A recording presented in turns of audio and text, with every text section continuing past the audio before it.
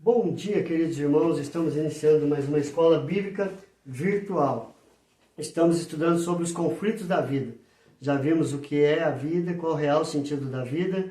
E agora estamos vendo de onde vêm os conflitos. Já fizemos uma introdução ontem e hoje nós vamos continuar esse estudo sobre os conflitos ou de onde vêm os conflitos da vida. Nós vimos o texto ontem de Gênesis 3, de 1 a 24. O que esse texto ele nos informa? O texto nos informa o primeiro conflito da vida. Como aconteceu o primeiro conflito na vida?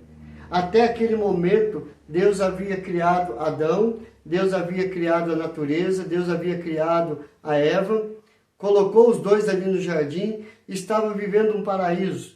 Tudo do bom e do melhor.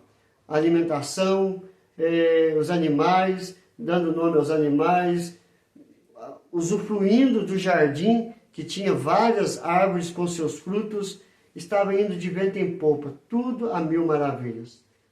E quando chegou a serpente e fez com que o conflito entrasse ali e começasse a destruir tudo o que Deus criou, com muito amor e com muita dedicação. Então nós vamos ver que o texto nos informa o primeiro conflito da vida. Adão e Eva foram criados no estado de inocência. Tudo era maravilhoso, tudo era perfeito. Eles eram a imagem e a semelhança de Deus. Santidade, pureza, retidão, inocentes. E viviam de conformidade com tudo. Tudo estava indo de vento em popa. Entretanto, nós vamos ver que Gênesis capítulo 2, verso 15 e verso 17 mostra como que esse estado de inocência era maravilhoso. Por quê? Tomou, pois, o Senhor Deus ao homem e o colocou no jardim do Éden para cultivar e o guardar.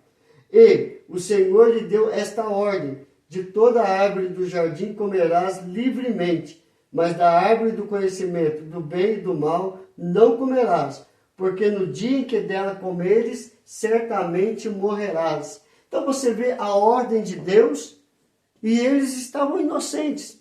Não desobedeceram a ordem do Senhor, porque estavam obedientes ao estado pela qual eles foram criados.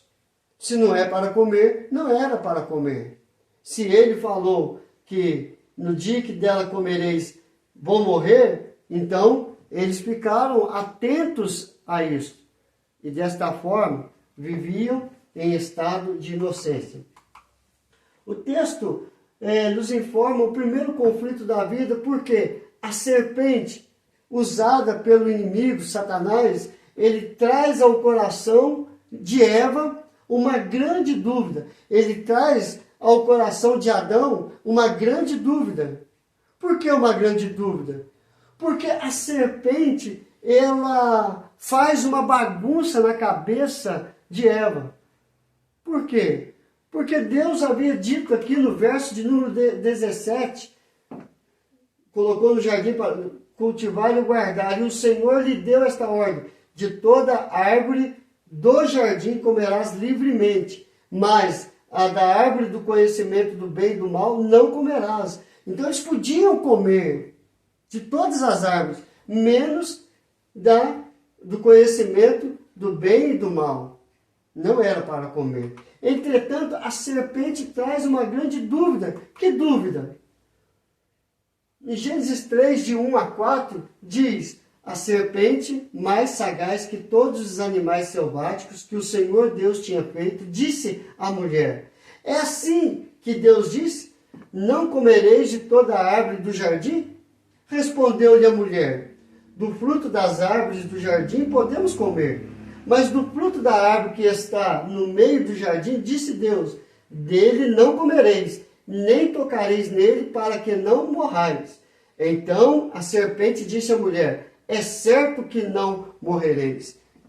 Então aqui está esta grande dúvida. Por que esta grande dúvida? A serpente disse: Deus não disse assim: não comereis de toda a árvore do jardim? E a mulher disse: olha, nós podemos comer de toda a árvore do jardim, mas do fruto da árvore que está no meio do jardim, disse Deus, dela não comereis, nem tocareis nele. A palavra de Deus não disse nem tocar. Você vê que a cabeça dela já estava em dúvida. Oh, é para comer ou não comer? Será que era para comer e não tocar? E nem tocar. Então surge esta grande dúvida na mente e no coração de Eva. Aí começa a entrar o conflito de dúvidas, de incertezas. Quem está falando a verdade, quem está falando a mentira. Existe verdade, existe mentira. Olha o que a serpente causa ao coração das pessoas. Ela causa uma grande dúvida, incertezas, medo. Mas, irmãos, o texto nos informa também o coração de ambos, vendo a mulher que a árvore era boa para se comer, agradável aos olhos e árvore desejável para dar entendimento, tomou-lhe do fruto e comeu, e deu também ao marido, e ele comeu.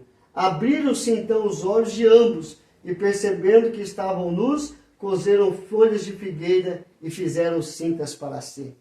Eu falei no começo que Adão e Eva foram criados no estado de inocência. Agora fica bem claro que abriram-se os olhos, esse estado de inocência foi destruído. Esse estado de pureza foi destruído. Esse estado de retidão foi destruído. Porque o coração deles estava em conflito. Eles desobedeceram à ordem de Deus, eles comeram. E o pecado original, o pecado entrou no coração do homem.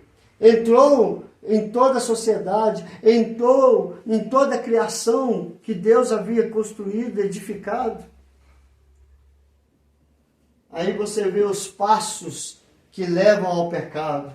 Ver árvore boa para se comer e agradável aos olhos, desejável para dar entendimento. Ela cobiçou o fruto, ela quis, ela tomou, ela pegou para si. E ela comeu e deu ao marido.